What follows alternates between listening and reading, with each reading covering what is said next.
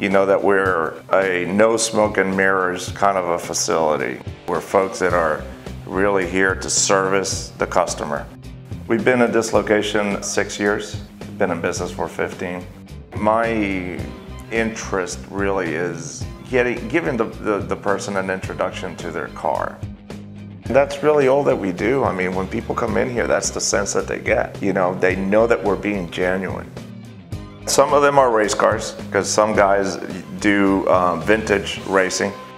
You know, we normally introduce the person that's going to be working on the car to the customer. We give them a written estimate ahead of time before the work is even done, so they know what to expect.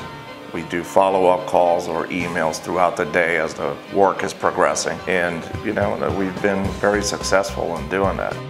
I want to make sure that you spend the money that you need to spend on the car and not a penny more.